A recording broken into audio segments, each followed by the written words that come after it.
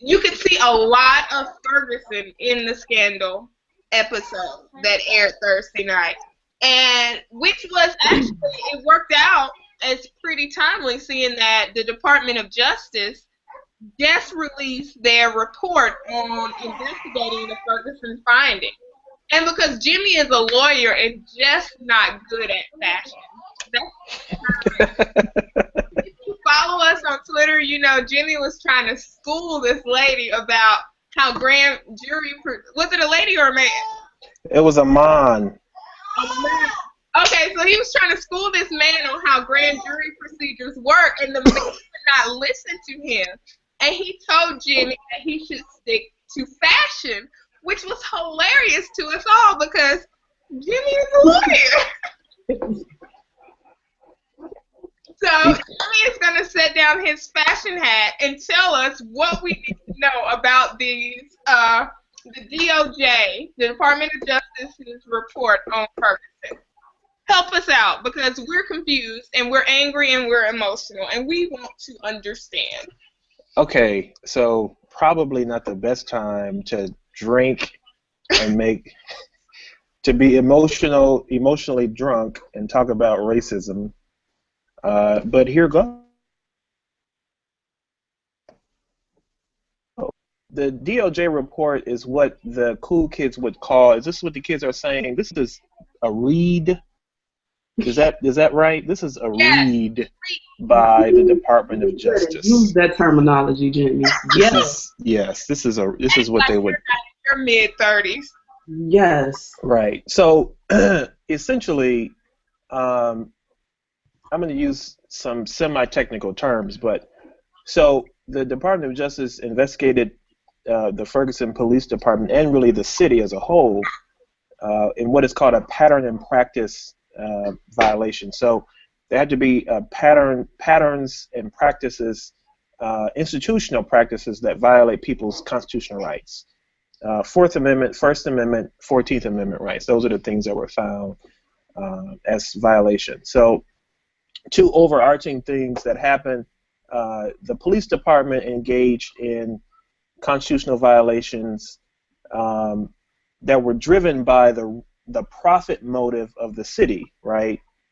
But it's not just the police department; it's also the municipal court as well. So they're basically in cahoots together, and they get about 10% of their funding, their city funding, through traffic stops, municipal violations. And so essentially the Department of Justice says, look, y'all got to cut it out, right? We see you now. What Eric Holder said was that, some of the protesters were right? That's what he said in his press conference.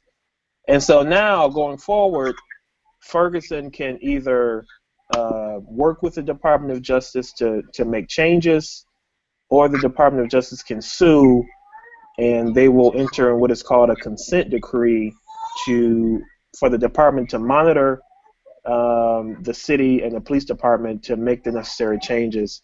And I didn't realize this was possible, but Eric Holder said today that disbandment is possible. So.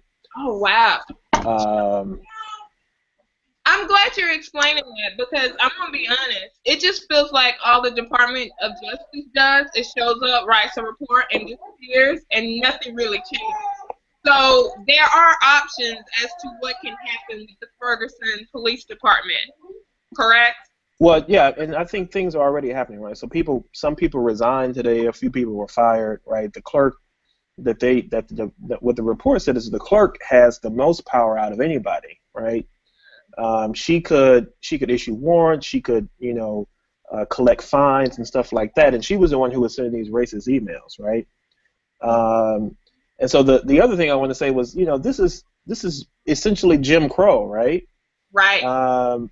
Or what I would like to say, this is James Crow II, right? It's a little dressed up, but it's still like Jim Crow, once you scratch the surface. It's lipstick on a pig, right? So the one thing I disagree with Eric Holder, what he said today, he said that he thought that this was an anomaly. I don't think it is, and a lot of other people of color in America probably agree this is not an anomaly. This is what happens to people day in and day out. And it's a wonder that people have not rioted and looted and burned shit down before now, right? Because it's warranted. So that's my thing. You hear people talk about how violent black people are, but if we were really a violent people, as they say we are, we would have burned this bitch down a long time ago. Right. So right, you got all the Second Amendment people, right? Don't tread on me. So the Obamacare, right, is treading on your individual rights because this black man is making you have health care. Right? Go get better, asshole. But these people don't show up when people's actual constitutional rights are being violated day in and day out, right? And if black people en masse picked up arms, right, to arm themselves, to protect themselves against the government, what do you think would happen? You don't have to answer that because I already know what's gonna happen. And by the way, the father on Scandal definitely would have gotten shot in Detroit with a shotgun last night. So Seriously.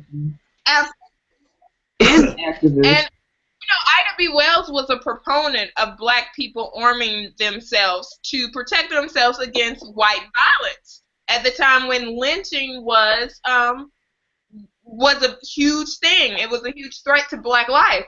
And I recently read that Ida B. Wells, she was very involved in the anti-lynching movement, and she became involved in that way because her friend, who was a grocer at the time, was lynched because his business was successful and it was threatening the white grocery businesses in their town. So I had never heard about how she got involved in the anti-lynching movement, but I thought that was real interesting. Okay, that's all I have. Any other questions? Y'all got any questions about that, or are y'all good? I think we're good. I'm checking Twitter. I don't see any extra. Jitterbug 212 is really into it. He says, or She. I didn't. She. I'm sorry. I apologize. I didn't enlarge the Abby. But she says, Shonda timed the Ferguson report to coincide with her show. I totally believe it. And she also says lots of white women are fans of Shonda, who also allows the white lady to be with a fine black man. Take it. So I'm not going to comment, but I do have one question, Jenny. Do you think Eric Holder believes that this is an anomaly, or do you think that was the political thing to say, or do you not have a comment at all on that?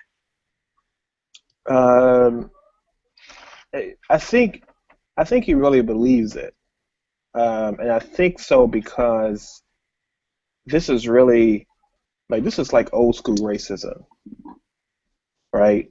I mean, a lot, and because there's only 21,000 people, who's going to care, right? Mm-hmm. Until a black kids get shot in the street, right? This still would have been going on. So I really think that he thinks that this is an anomaly, and probably the breadth of what happened is an anomaly, but it goes on in different levels everywhere across the country, and I think he understands that too. I had something that I was going to say to end the conversation. Oh, I forgot, but then I remembered because whiskey brain. But there it is. I just want to on record of saying is everything in that DOJ report is exactly what people from Ferguson and people who actually looked at police statistics from mid-August when Mike Brown was first murdered by Darren Wilson, because that's what it is. People won't say that, but he was murdered in the street by Darren Wilson. It confirms everything they were saying. So it'll be interesting to watch how this plays out, not just in Ferguson, but for the national conversation of what policing looks like and how we deal with police brutality.